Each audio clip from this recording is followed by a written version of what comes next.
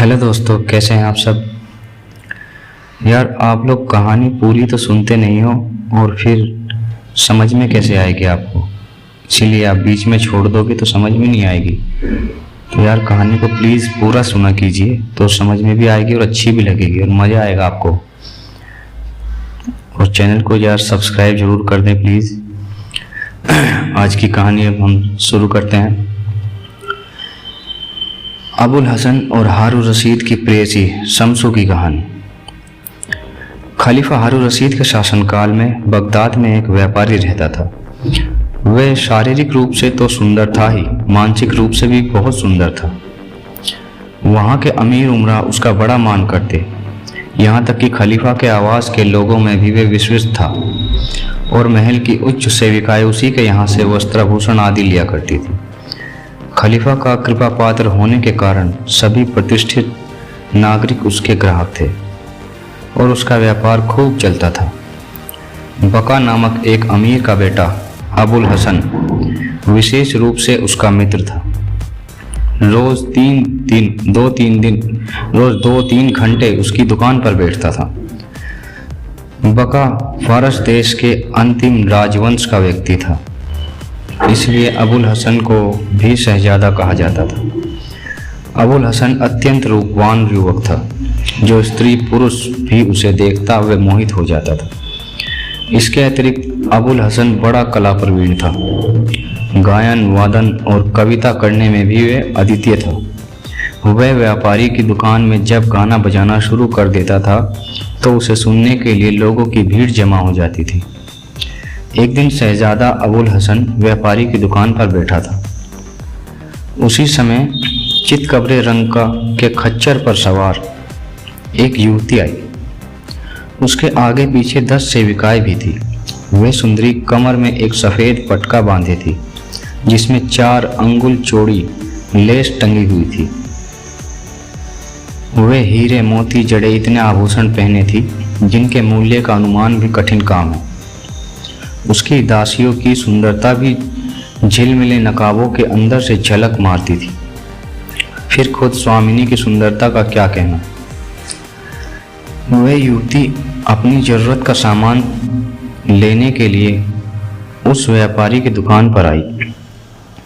व्यापारी उसे देखकर झपट कर आगे बढ़ा और अत्यंत स्वागत सत्कार पूर्वक उसे दुकान के अंदर ले आया और एक सज्जित कक्ष पर बिठाया।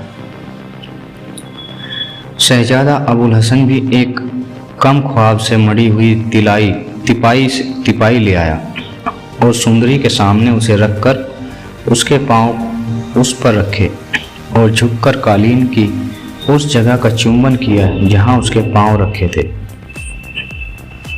अब उस सुंदरी ने सुरक्षित स्थान समझकर अपने चेहरे का नकाब उतार दिया। शहजादा अबुल हसन उसके अनुपम सौंदर्य को देखकर आश्चर्यचकित रह गया। वह सुंदरी भी शहजादे के मोहक रूप को देखकर मोहित हो गई। दोनों एक दूसरे के प्रेम पाश में जकड़ गए। सुंदरी ने कहा कि आप बैठ जाएं, मेरे सम्मुख आपका खड़े रहना ठीक नहीं।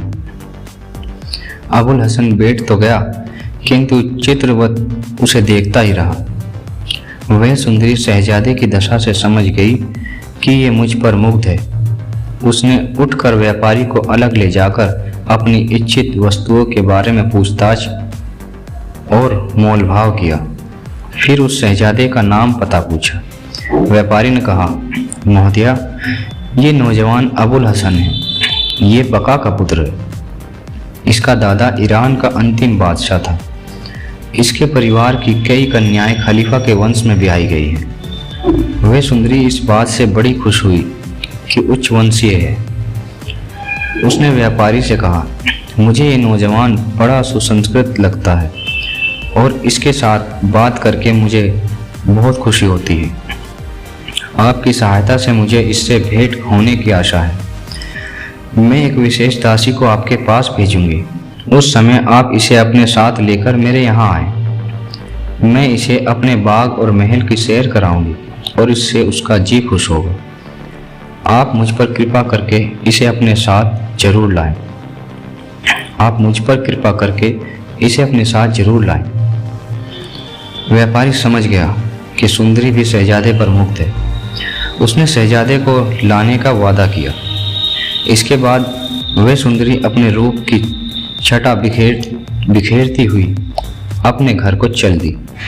शहजादा बड़ी देर तक टकटकी लगाए उस मार्ग को देखता रहा जहां से होकर वह गई थी। काफी देर इसी तरह बीती तो व्यापारी ने कहा, भाई, ये तुम्हें क्या हो गया है? एक ही जगह पागलों की तरह देखे जा रहे हो। लोग तुम्हें इस दशा में देखेंगे तो कितना हंसेंगे। तुम अपने को संभालो और दूसरी बातों में ध्यान लगाओ।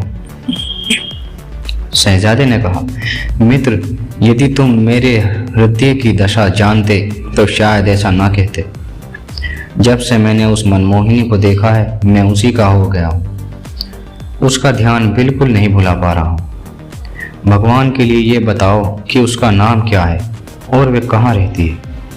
व्यापारी ने कहा, मेरे प्यारे मित्र, इस सुंदरी का नाम शमशू है। ये खलीफा की सबसे चहेती सेविका है। अबुल हसन ने कहा, यह सुंदरी यथा नाम तथा गुण है। शमशू का अर्थ है दोपहर या दोपहर का सूर्य। इसका सौंदर्य वास्तव में दोपहर की सूर्य की भांति प्रखर है, जिस पर निगाह नहीं ठहरती। इसलिए एक बार इसे देखने पर मैं और कुछ देख नहीं पा रहा हूँ। व्यापारी ने समझाना चाहा कि उस सुंदरी के प्रेम में फंसना ठीक नहीं है। उसने कहा, यह खलीफा की सबसे प्यारी सेविका है और वे इसे इतना मानते हैं कि मुझे कह रखा है कि इसे जिस चीज़ की ज़रूरत हो इसे तुरंत दी जाए। ये मेरा निश्चित आदेश है। इस प्रकार व्यापारी ने और भी बातें कही कि खलीफा का प्रेम प्रतिद्वंदी बनने में जान का खतरा है, लेकिन अबुल हसन पर उसके समझाने बुझाने का कोई प्रभाव नहीं पड़ा। वह शमशू के लिए तड़पता रहा। यह सब चल रहा था कि एक दिन शमशू की भेजी हुई विशेष दासी आई। उसने चुपके से व्यापारी से कहा कि स्वामिनी ने आपको और शहजादे को बुलाया है। वे दोनों तुरंत उसके साथ हो लिए। शमशू खलीफा के विशाल राजप्रसाद के एक कोने में बने हुए भव्य आवास में रहती थी। दासी दोनों आदमियों को अपनी स्वामिनी के आवास में एक गुप्त द्वार से ले गई।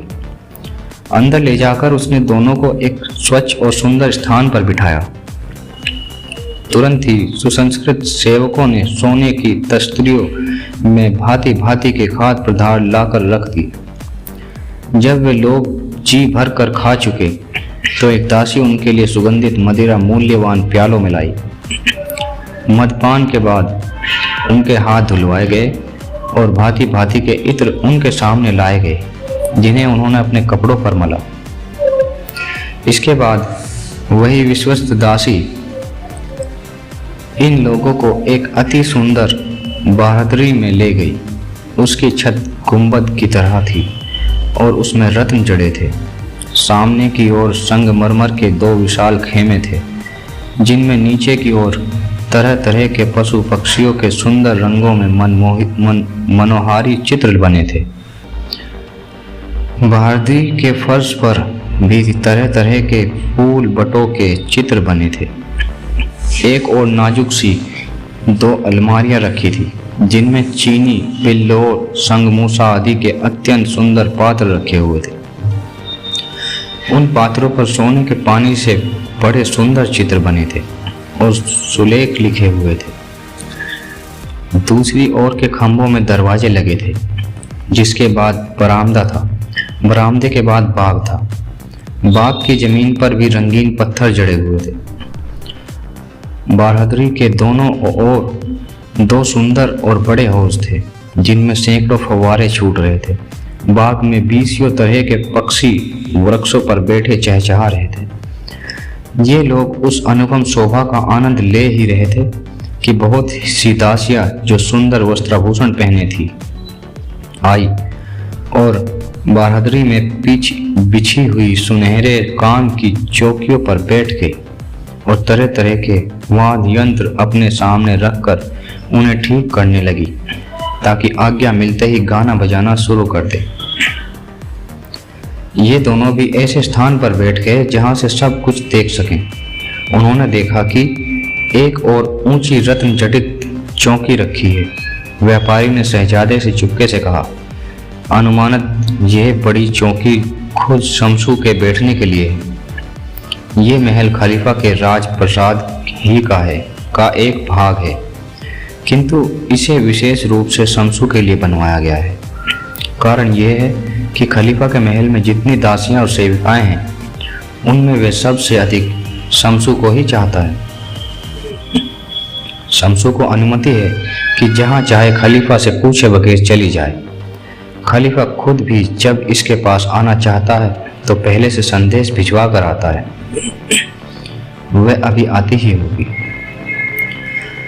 व्यापारी शहजादे से यही वार्ता कर रहा था कि एक दासी ने आकर गाने वालियों से कहा कि गाना बजाना शुरू करो।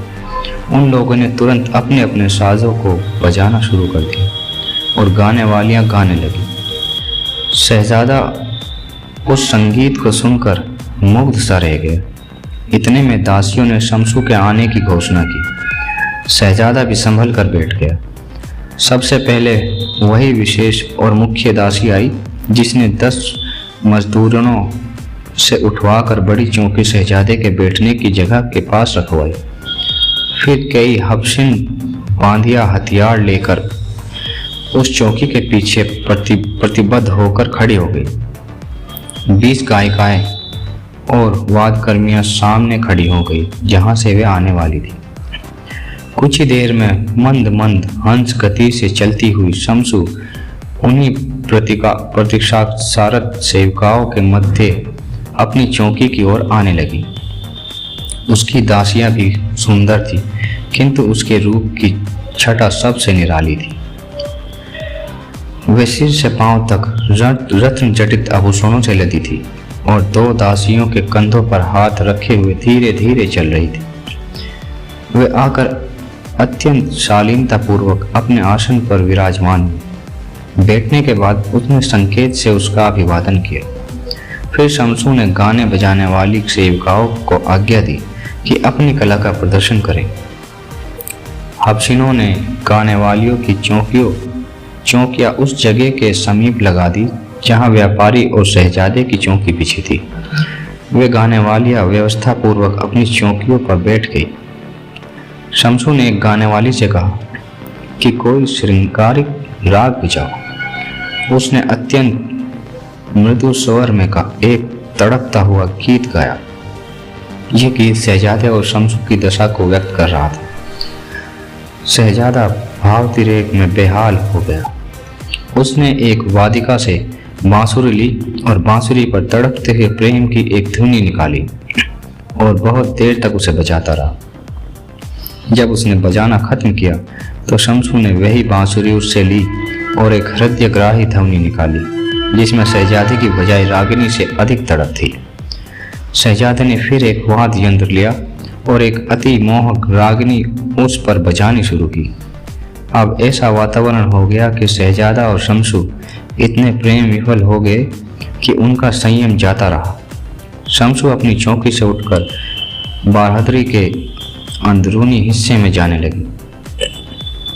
शहजादा भी उसके पीछे चल दिया। 2 क्षण बाद ही दोनों आलिंगनबद्ध हो गए और शुद्ध बुद्ध होकर जमीन पर गिर पड़े। दासियों ने दौड़कर दोनों को संभाला और बेदमुश का अर्घ छिड़क कर दोनों को चैतन्य किया। शमशू ने होश में आते ही पूछा कि व्यापारी कहाँ है? व्यापारी बेचारा अपनी जगह बैठा कांप रहा था। उसकी समझ में नहीं आ रहा था कि इस कांड की परिणति कहाँ होगी और खलीफा को यह हाल मालूम हो जाएगा तो क्या होगा। शहजादे ने आकर कहा कि शमशू तुम्हें बुलाती है। तो वह उठकर उसके पास आया। शमशू ने उससे कहा कि मैं आपकी बड़ी आभारी हूँ कि आपने शहजादे से मेरा मिलन करवा दिया। व्यापारी ने कहा, मुझे यह आश्चर्य है कि आप लोग एक दूसरे से मिलन होने पर भी इतने विफल क्यों हैं। शमशू ने कहा कि सच्चे प्रेमियों की यही दशा होती है। उन्हें वियोग का दुख तो सालता ही है, मिलन में भी उनकी व्याकुलता कम नहीं होती। ये कहने के बाद शमसू ने दासियों को भोजन लाने की आज्ञा दी। शमसू, शहजादे और व्यापारी ने रुचिपूर्वक भोजन किया। फिर शमसू निहार ने शराब का प्याला उठाया और एक गीत गाकर उसे पी गई। दूसरा प्याला उसने शहजादे को दिया। उसने भी एक गीत गाकर प्याला पी लिया। ये आनंद मंगल हो ही रहा था कि एक दासी ने धीरे से कहा कि खलीफा का प्रधान सेवक मसरूर खलीफा का संदेश लाया है और आपकी प्रतीक्षा में खड़ा है। शहजादा और व्यापारी ये सुनकर बड़े भयभीत हुए और उनके मुंह पर हवाइयाँ उड़ने लगी।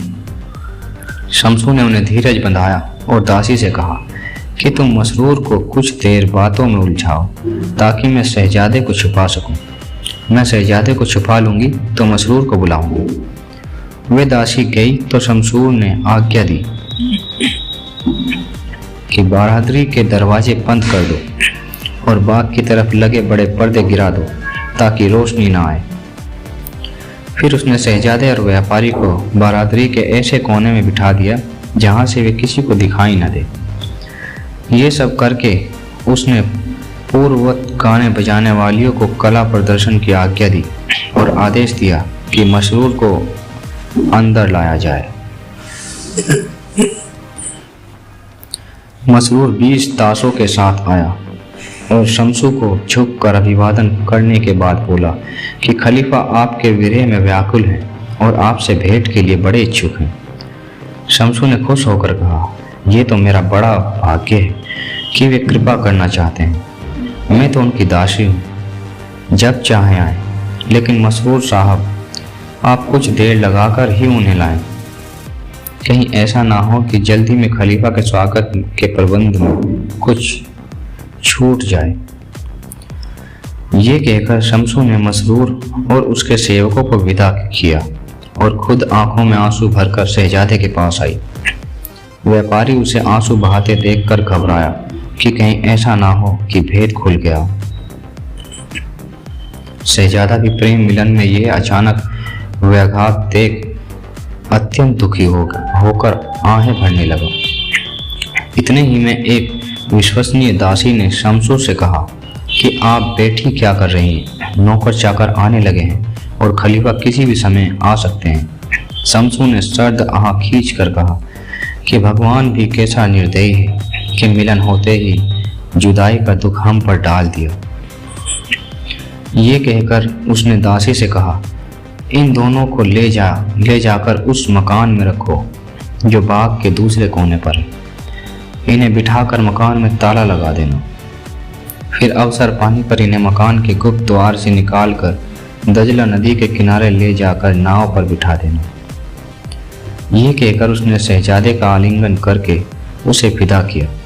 दासी ने होशियारी के साथ शहजादे और व्यापारी को दजला नदी के तट वाले मकान में पहुंचाकर कहा कि तुम बेखटके यहाँ रहो, किसी को पता नहीं चलेगा। ये कहकर दासी तो मकान में बाहर से ताला लगाकर चली गई, किंतु ये दोनों काफी देर तक इधर उधर घूमकर देखते रहे कि शायद कहीं भागने का रास्ता मिल जाए, किंतु उन्हें कोई रास्ता नहीं मिला।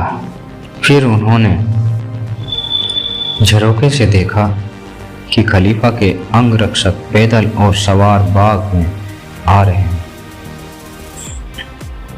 ये देखकर इन दोनों के प्राण सूखने लगे। फिर देखा कि एक ओर से बहुत से नौजवान सेवक हाथों में मोमबत्तियां लिए आ रहे हैं। उनके पीछे 100 हथियारबंद अंगरक्षक हैं और उनके मध्य खलीफा और उसका प्रधान प्रत मसरूर है। जब खलीफा रात को किसी प्रेयसी के घर जाता था तो पूरी सुरक्षा का प्रबंध किया जाता था।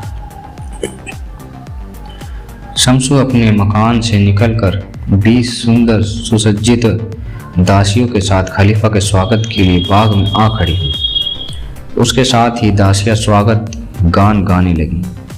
खलीफा आया तो शमसू आगे बढ़ी और उसने सिर खलीफा के पांव पर रख दिया। खलीफा ने उसे उठाकर सीने से लगा लिया और कहा, तुम पैरों पर ना गिरो, मेरे बगल में बैठो ताकि मैं तुम्हारे सौंदर्य को देखकर तृप्त हूँ। शमसू खलीफा के बगल में बैठी और उसने एक गाने वाली को इशारा किया। गाने वाली ने एक विरह संबंधी गीत बड़े करुण स्वर में गाया।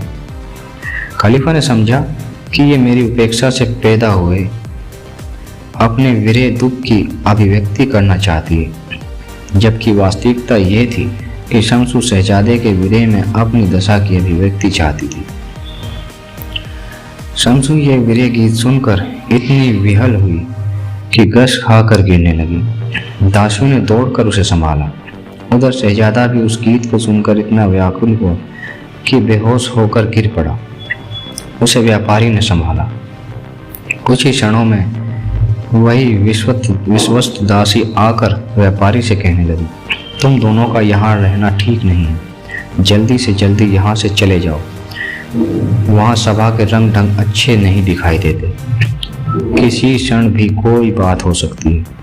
व्यापारी बोला, तुम ये तो देखो कि शहजादा बेहोश हो गया है, ऐसी दशा में हम लोग बाहर किस तरह जा सकते हैं। दासी झपट कर पानी लाई और बेहोशी में सुंघाने वाली दवा ले आई। इस तरह शहजादा अपने होश में आया। अब व्यापारी ने शहजादे से कहा कि हम लोगों का यहाँ रहना खतरनाक है, हमें तुरंत यहाँ से चल देना चाहिए।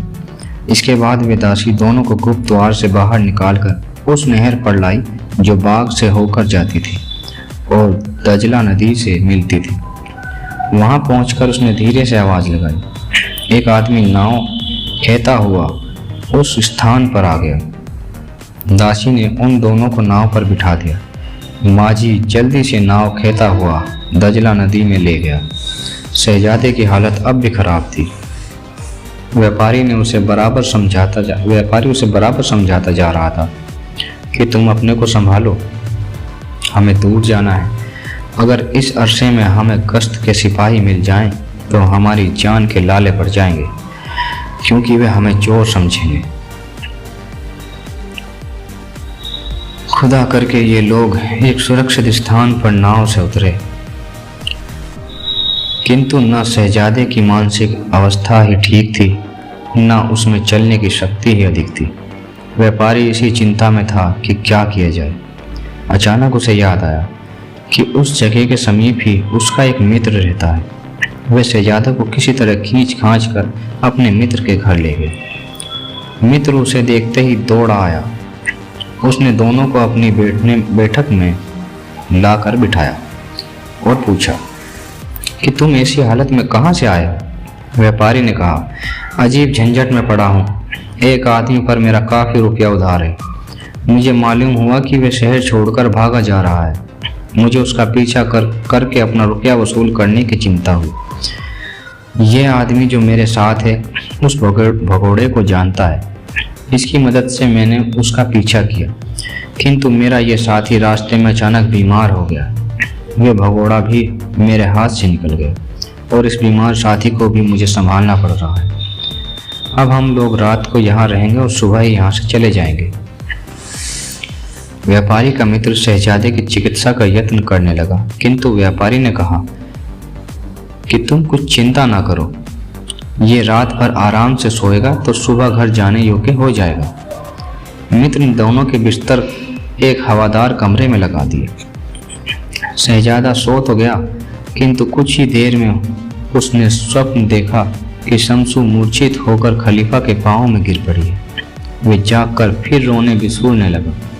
व्यापारी भी खुदा खुदा करके रात काट रहा था ताकि सुबह होते ही अपने घर पहुंचे।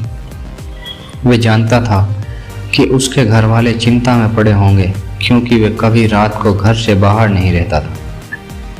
सुबह होते ही वे मित्र से विदा हुआ और शहजादे को लेकर अपने घर पहुंचा। उसे देखकर घर वालों को धैर्य हुआ। उसने बात बना दी कि व्यापार के एक जरूरी काम से उसे अचानक बाहर जाना पड़ गया था। अपने हृदय में वह भगवान को धन्यवाद देता कि कितनी खतरनाक जगह से प्राण बचाकर निकल आने में सफल हुआ था।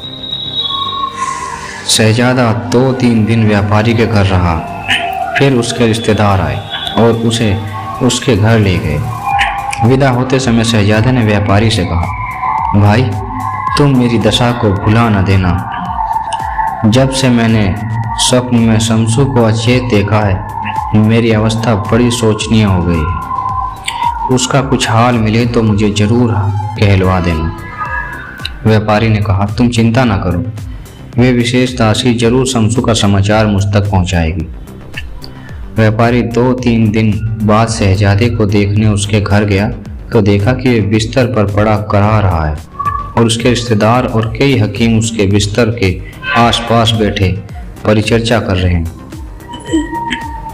उन लोगों ने व्यापारी को बताया कि हकीम लोग बहुत प्रयत्न कर रहे हैं किंतु शहजादे को कोई लाभ नहीं हो रहा है। 2 क्षण बाद शहजादे ने आंखें खोली और व्यापारी को देखकर मुस्कुराया, बल्कि हंसने भी लगा। हंसी के 2 कारण थे। एक तो ये कि व्यापारी आया है और शमसू की खबर लाया होगा। दूसरा कारण ये है कि हकीम लोग बेकार ही सिर खपा रहे हैं क्योंकि इस रोग का उनके पास कोई इलाज नहीं। शहजादे ने हकीमों और रिश्तेदारों से कहा, मैं इनसे अकेले में बात करना चाहता हूँ। उनके जाने पर उसने व्यापारी से कहा, मित्र, तुम देख रहे हो कि इस सुंदरी का वियोग मुझे किस तरह घुला कर मारे डालता है। सारे कुटुंबीजन और मित्रगण मेरी यह अवस्था देखकर बराबर दुखी रहते हैं। उन लोगों को दुखी देखकर मेरा दुख और बढ़ता है। मुझे अपना हाल उनसे कहने में लज्जा भी आती है, इसलिए मैं जी में घुटता जा रहा हूँ। तुम्हारे आने से मुझे बड़ा धैर्य हुआ। अब तुम बताओ कि शमसू का क्या समाचार लाया? उस दासी ने तुमसे कब बात की और अपने स्वामिनी का क्या हाल बताया? व्यापारी ने बताया कि दासी अभी तक नहीं आई है। शहजादा ये सुनकर आंसू बहाने लगा। व्यापारी ने कहा कि तुम्हें चाहिए कि अपने को संभालो, रोने से कुछ भला तो होना नहीं है। शहजादा बोला कि मैं क्या करूं, मैं लाख अपने को संभालता हूं किंतु संभाल नहीं पाता। व्यापारी ने कहा, तुम बेकार की चिंता ना करो, दासी आज नहीं तो कल आएगी ही और शमसू की कुशलता का समाचार देगी। इस प्रकार उसे बहुत कुछ धैर्य बंधाकर व्यापारी अपने घर आया। घर आकर देखा कि शमसू की दासी उसकी प्रतीक्षा कर रही है। उसने व्यापारी से कहा, अपना हाल बताओ कि तुम पर और शहजादे पर महल से निकलकर क्या बीती, क्योंकि विदा के समय शहजादे की हालत अच्छी नहीं थी। व्यापारी ने मार्ग के कष्ट और शहजादे की लंबी खींचती बीमारी का उल्लेख किया। दासी ने कहा, स्वामिनी का भी वही हाल है जो शहजादे का है। तुम्हें विदा करके जब मैं उनके महल में गई तो देखा कि बेहोश है। खलीफा को भी आश्चर्य था कि वे बेहोश क्यों हो गई। उसने हम लोगों से इस बेहोशी का कारण पूछा तो हम असली भेद को छुपा गए। हमने कहा, हमें कुछ नहीं मालूम, हम लोग केवल रोते धोते रहे। कुछ देर में स्वामिनी की आंखें खुली।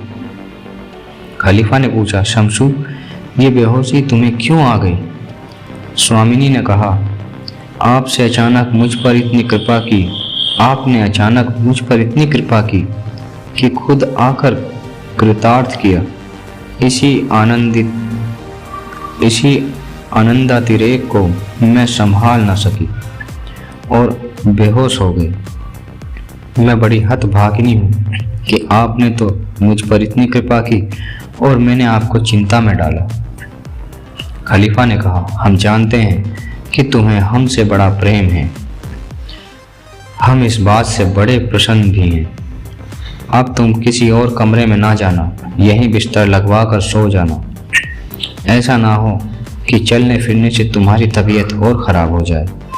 यह कहकर खलीफा ने विदा ली। उसके जाने के बाद स्वामिनी ने मुझे संकेत से अपने पास बुलाया और तुम लोगों का हाल पूछा।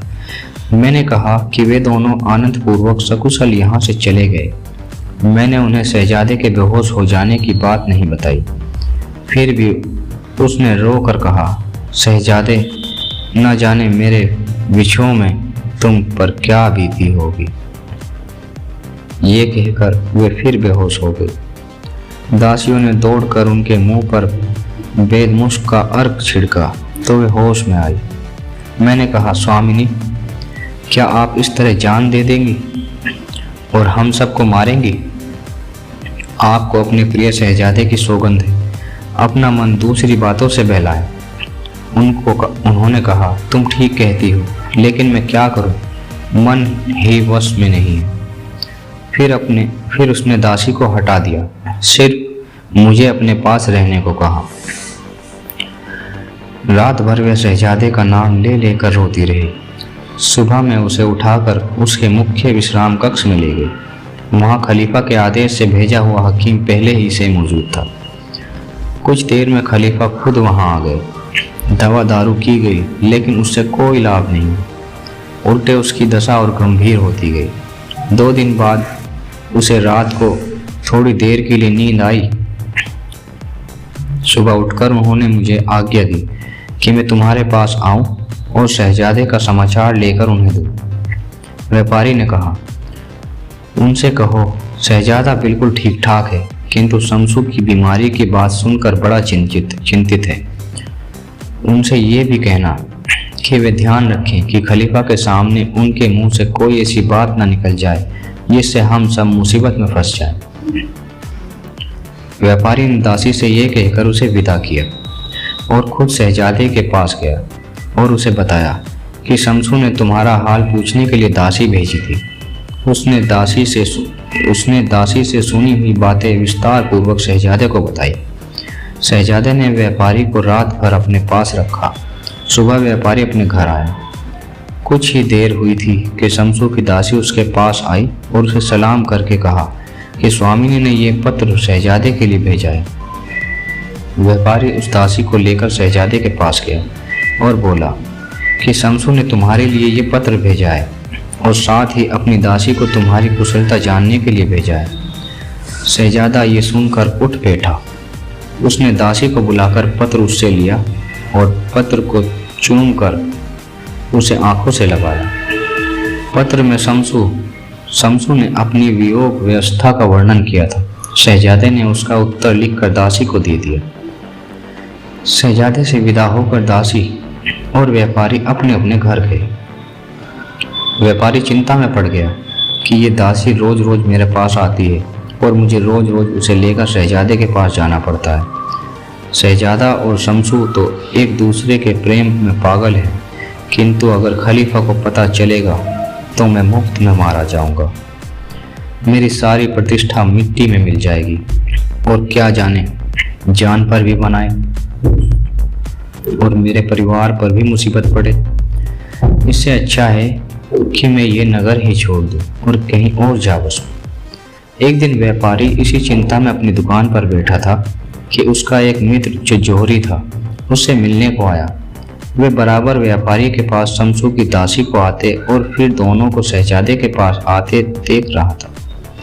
व्यापारी को चिंतित देखकर वे समझा कि इस पर कोई बड़ी विपत्ति पड़ी है। अतः उसने पूछा कि खलीफा के महल की दासी तुम्हारे पास क्यों आया करती है? व्यापारी को इस प्रश्न से भय हुआ। उसने कहा कि यूं ही कुछ लेन देन के काम से आती है। जौहरी ने कहा, लेन देन नहीं, कोई और बात है।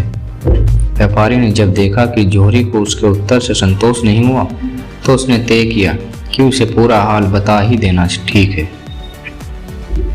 उसने भेद गुप्त रखने का वचन लेकर उससे कहा, शमसू और फारस का शहजादा एक दूसरे से प्रेम करते हैं और मेरी मध्यस्थता से एक दूसरे का हाल पाते हैं।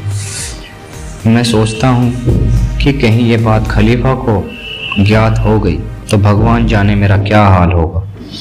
इसलिए अब मैं सोचता हूँ कि यहाँ का कारोबार समेटकर बसरा चला जाऊँ और वहीं बस जाऊँ। जौहरी को यह सुनकर आश्चर्य हुआ। कुछ देर में उसने विदा ली। 2 दिन बाद वे व्यापारी की दुकान पर आया तो उसे बंद पाया।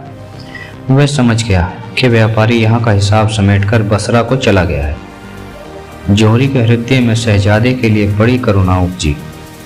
बेचारे का एकमात्र सहारा वे व्यापारी था और वह भी चला गया।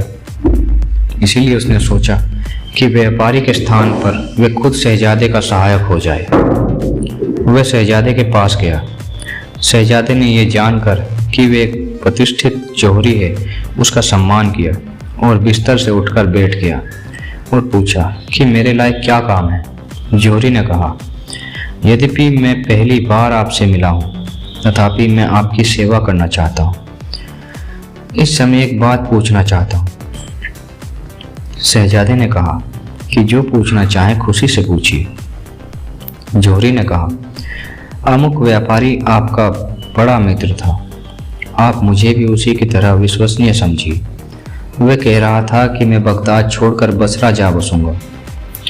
आज मैं उसकी दुकान पर गया तो बंद पाया। मैं समझता हूँ कि व्यापारी वास्तव में बसरा में जा बसा है। क्या आप बता सकेंगे कि उसके बगदाद छोड़ने और बसरा जाने के क्या कारण हैं? शहजादा जौहरी की बात सुनकर पीला पड़ गया और बोला, क्या तुम्हारी ये बात ठीक है कि व्यापारी बगदाद छोड़ गया? जौहरी ने कहा कि मेरा तो यही विचार है। शहजादे ने अपने एक नौकर से कहा कि व्यापारी के घर जाकर पता लगाए कि वे कहाँ हैं। सेवक ने कुछ देर बाद आकर कहा कि व्यापारी के घर वाले कहते हैं कि वे 2 दिन हुए बसरा चला गया है और वहीं रहेगा। नौकर ने चुपके से यह भी बताया कि किसी अमीर महिला की दासी आपसे मिलने आई है। शहजादा समझ गया कि शमसू की ही दासी होगी। उसने उसे बुलाया। जौहरी उसके आने के पहले उठकर दूसरे कक्ष में जा बैठा। दासी ने आकर शहजादे की दशा अधिक अच्छी देखी और उससे कुछ बातें कर विदा हुई। जब जौहरी फिर आकर शहजादे के पास बैठा और कहने लगा कि आपका तो खलीफा के महल से बड़ा संपर्क जान पड़ता है। शहजादे ने चिढ़कर कहा, तुम ये कैसे कहते हो? क्या तुम्हें मालूम है कि ये स्त्री कौन है? जौहरी ने कहा, मैं इसको और इसकी स्वामिनी को अच्छी तरह जानता हूँ। ये खलीफा की चहेती सेविका शमसू की दासी है और अपनी मालकिन के साथ आया करती है, जो कि मेरे दुकान से जवाहरात खरीदने आती रहती है। मैंने इसे कई बार उस व्यापारी के पास भी आते जाते देखा है। शहजादा ये सुनकर डर गया कि यह आदमी हमारे सारे भेद जानता है। वह एक क्षण चुप रहकर बोला, मुझसे सच सच कहो कि क्या तुम इस दासी के यहाँ आने का भेद जानते हो? जौहरी ने व्यापारी से हुई सारी बातें शहजादे को बताई और कहा, मैं आपके पास इसी कारण से उपस्थित हुआ हूँ। व्यापारी के चले जाने के बाद मुझे आप पर बड़ी दया आई कि आपका मध्यस्थ कौन होगा। मैंने तय किया कि व्यापारी की जगह मैं ही आपका विश्वास पात्र सेवक बनकर कार्य करूं। मुझसे अधिक विश्वसनीय व्यक्ति आपको और कोई नहीं मिलेगा। शहजादे को उसकी बातें सुनकर धैर्य हुआ। उसने अपने मन का भेद जौहरी को बताया, किंतु साथ ही कहा, भाई मुझे तो तुम पर पूरा विश्वास है, किंतु शमसू की दासी ने तुम्हें यहाँ बैठकर देख लिया है। वे तुमसे खुश नहीं मालूम होती। वे कह रही थी कि तुम्ही ने व्यापारी को ये नगर छोड़कर बसरा जा बसने की सलाह दी है। दासी ने ये बात अपनी स्वामिनी से भी कही होगी। ऐसी दशा में तुम मध्यस्थ किस तरह बन सकते हो? जौहरी ने कहा, मैंने व्यापारी को शहर छोड़ने की सलाह नहीं दी। हाँ, ये जरूर है कि जब उसने मुझसे कहा कि मैं बसरा में बसना चाहता हूँ तो मैंने उसे रोका नहीं। मैंने सोचा कि इस व्यक्ति को अपनी प्रतिष्ठा और अपनी जान बचाने की चिंता है, तो उसे क्यों रोका जाए? शहजादे ने कहा, तुम्हारी बात मेरी समझ में आती है और मुझे तुम पर पूरा विश्वास है, किंतु शमसू की दासी ने अपनी स्वामिनी से भी यही बात कही होगी जो मुझसे कही है। अब ये जरूरी हो गया है कि जैसे तुमने मुझे अपनी सदायस्ता का विश्वास दिलाया है, वैसे ही अपने प्रति दासी में भी विश्वास पैदा करो, ताकि शमसू भी तुम्हें विश्वस्त समझे। इस प्रकार दोनों बहुत देर तक बातें करते रहे और परामर्श करते रहे कि दोनों प्रेमी जनों के मिलन की क्या सूरत निकल सकती है। फिर वे जौहरी शहजादे से विदा लेकर अपने घर गया। शहजादे ने दासी को विदा करते समय कहा था कि अब की बार आना तो शमसू से मेरे लिए पत्र लिखवा कर लाना। दासी ने महल में जाकर व्यापारी को शहर छोड़ जाने और शहजादे की पत्र पाने की इच्छा की बातें शमसू को बताई। शमशू ने एक लंबा पत्र लिखा जिसमें अपनी विरह दशा का कारुणिक वर्णन था और इस बात पर भी दुख प्रकट किया कि हम लोगों का मध्यस्थ व्यापारी शहर छोड़कर चला गया। दासी पत्र लेकर शहजादे के पास आने लगी तो रास्ते में उसके हाथ से पत्र गिर गया। 10-20 कदम आगे जाकर उसने अपनी जेब में पत्र न देखा तो उल्टे पांव लौटी। मार्ग में उसने जौहरी को वे पत्र पढ़ते हुए पाया। इससे दोनों में कहासुनी हुई। दासी ने कहा, ये मेरा पत्र है, मुझे वापस दो। जौहरी ने उसकी बात पर ध्यान न दिया और पत्र पढ़ता रहा। फिर अपने घर को चल पड़ा। दासी भी पत्र वापस करने का तकाजा करती हुई उसके पीछे पीछे चली। जौहरी के घर पहुंचकर उसने कहा, तुम मुझे ये पत्र दे दो, ये तुम्हारे किसी काम का नहीं है। तुम्हें तो ये भी नहीं मालूम है कि ये पत्र किसने किसके नाम लिखा है। जौहरी ने उसे एक जगह पर दिखाकर बैठने का इशारा किया। दासी बैठ गई तो जौहरी ने कहा, यद्यपि इस पत्र पर न लिखने वाले का नाम है और न पाने वाले का नाम, तथापि मुझे मालूम है कि ये पत्र शमशू ने शहजादा अबुल हसन को लिखा है। दासी ये सुनकर घबरा गई। जौहरी ने कहा, मैं तुम्हें रास्ते ही में ये पत्र दे देता, किंतु मुझे तुमसे कुछ पूछना है, इसलिए मैं तुम्हें यहाँ ले आया। तुम सच सच बताओ कि क्या तुमने शहजादे से ये नहीं कहा कि इस जौहरी ने व्यापारी को बगदाद छोड़ने की राय दी है? दासी ने स्वीकार किया कि उसने यही कहा है। जौहरी बोला, तुम मूर्ख है। मैं तो चाहता हूँ कि अब व्यापारी के बदले मैं ही शहजादे की सहायता करूँ। उल्टा ही समझिए। निसंदेह मैंने ही शहजादे को व्यापारी के शहर छोड़ने का समाचार दिया था। पहले शहजादा मुझसे सशंकित था, किंतु मेरे विश्वास दिलाने पर उसने सारा भेद मुझसे कह दिया। अब तो मुझे व्यापारी की जगह इस बात पर पूरा विश्वास पात्र समझ और अपनी स्वामिनी से भी कहना कि जौहरी तुम्हारी और शहजादे की प्रसन्नता के लिए अपनी प्रतिष्ठा ही नहीं, अपने प्राण भी दांव पर लगा देगा। दासी ने कहा, शहजादा अबुल हसन और शमशू दोनों बड़े भाग्यशाली हैं कि व्यापारी चला गया तो तुम जैसा बुद्धिमान सहायक उन्हें मिला। मैं तुम्हारी सद्भावना की पूरी बात अपनी स्वामिनी से कहूँगी। जौहरी ने पत्र उसे दे दिया और कहा कि शहजादा उसके उत्तर में जो कुछ लिखे वह भी मुझे लौटते समय दिखाती जाना और साथ ही हमारी इस समय की बातचीत भी शहजादे को बता दे। दासी पत्र लेकर शहजादे के पास गई। उसने तुरंत ही उसका उत्तर लिख दिया। दासी ने अपने वचन के अनुसार शहजादे का पत्र भी जौहरी को दिखाया। वह शमशू के पास पहुंची और शहजादे का पत्र उसे देकर जौहरी की बड़ी प्रशंसा करने लगी। दूसरे दिन सुबह वह फिर जौहरी के पास आई और बोली, मैंने अपनी स्वामिनी से वह सब कहा जो आपने मुझसे कहा। वह ये सुनकर बहुत खुश हुई कि व्यापारी चला गया, फिर भी आप उसका स्थान लेकर प्रेमियों के बीच मध्यस्थता के लिए प्रस्तुत हैं। मैंने आपके शहजादे से हुई बातें भी उन्हें बताई और कहा कि आप उससे भी बढ़कर हैं। वे और भी खुश हुई और कहने लगी कि मैं चाहती हूँ कि ऐसे भले मानस से भेंट करूँ जो बगैर कहे और बगैर पूर्व परिचय के खतरा उठाकर भी दूसरों की सहायता करने को राजी हो जाता है। मैं खुद उसकी बुद्धि और चतुरता देखना चाहती हूँ और तू उसे कल यहाँ ले आना। जौहरी चिंतित होकर बोला, शमशू मुझे भी व्यापारी इब्न ताहिर जैसा समझे है। इब्न ताहिर को तो राजमहल में सब जानते थे और द्वारपाल उसे बेरोक टोक आने देते थे। मुझे कौन आने देगा? दासी ने कहा, जो कुछ आप कहते हैं वे बिल्कुल ठीक हैं, लेकिन शमशू मूर्ख नहीं है।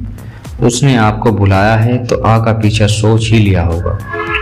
आप बेधड़क होकर मेरे साथ चलिए, आपको कोई परेशानी ना होगी।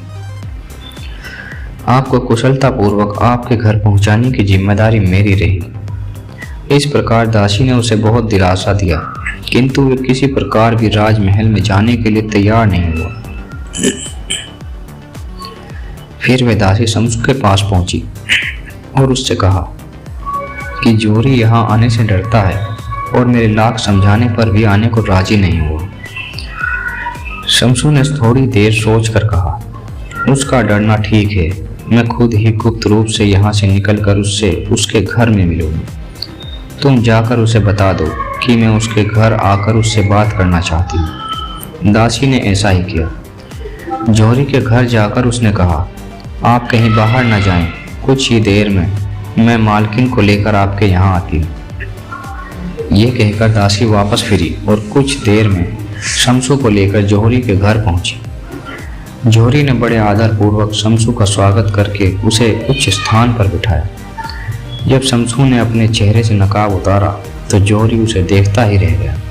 उसने सोचा कि अगर शहजादा इस सर्वगोपन सौंदर्य के पीछे पागल है तो क्या आश्चर्य है। फिर शमशू उससे बातें करने लगी। अपने प्रेम का पूरा वर्णन करने के बाद उसने कहा, मुझे तुझसे मिलकर बहुत प्रसन्नता हुई है। भगवान की बड़ी कृपा है कि इब्न ताहिर के चले जाने के बाद उसने हम दो प्रेमियों को तुम्हारे जैसा सहायक दिया। अब मैं विदा होती हूँ, भगवान तुम्हारी रक्षा करे। शमशू के जाने के बाद जोहरी शहजादे के पास गया। शहजादे ने उसे देखते ही कहा, मित्र, मैं तुम्हारी ही प्रतीक्षा कर। कहानी का अगला भाग आपको कल मिलेगा, ठीक दोपहर 1 बजे। तब तक के लिए बने रहें हमारे इस चैनल के साथ। Thank you.